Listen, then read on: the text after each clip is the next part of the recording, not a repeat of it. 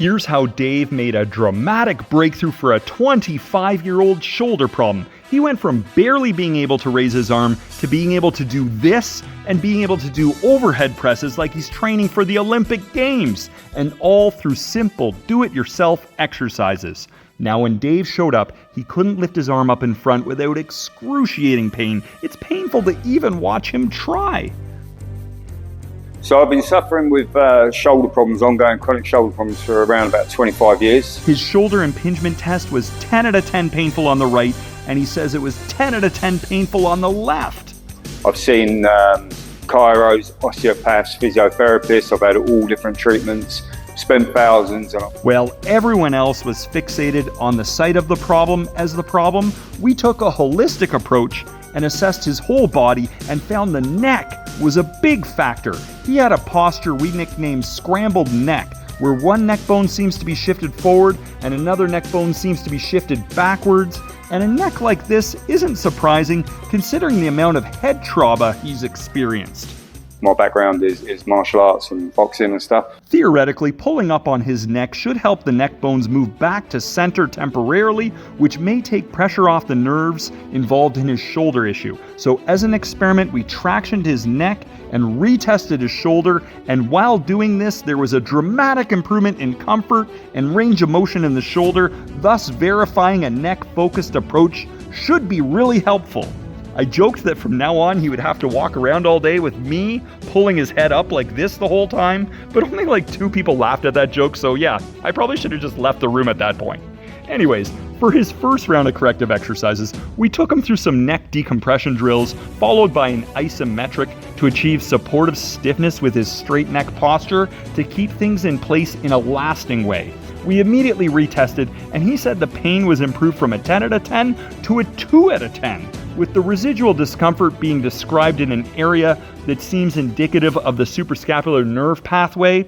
I looked at his posture and observed an elevated scapula on the right side, which may be pushing the suprascapular notch up into the suprascapular nerve. To test this theory, I manually pushed his shoulder down and asked if that made things better, and he said there was no pain anymore, suggesting the right shoulder needs to go down. So for our second round of correctives, we stretched out his right upper trapezius, which dropped his right scapula back down into alignment with the left side, and his front arm raise test was now perfect and pain-free.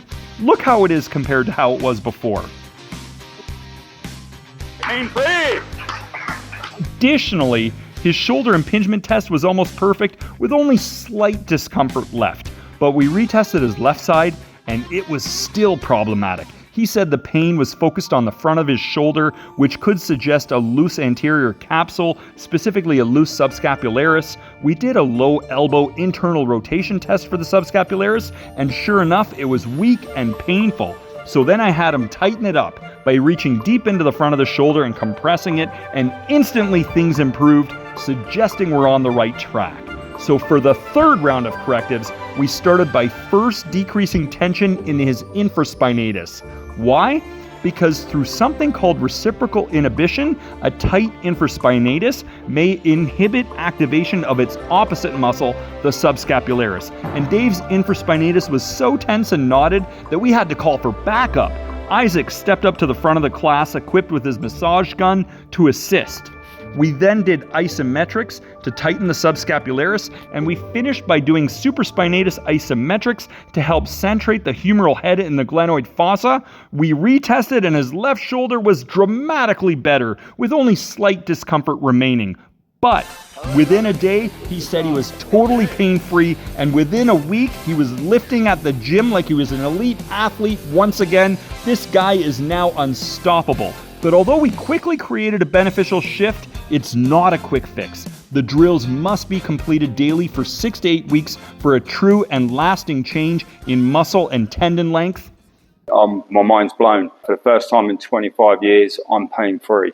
So if anyone's suffering with any pain and you're looking for answers, reach out, give them a shout, give the exercise therapist a shout and see if they can help you, because I've tried so many different things and I've lived chronic pain for the last 25 years, and for the first time I've got complete shoulder range of movement, and it's all stuff that they've shown me that I can do by myself.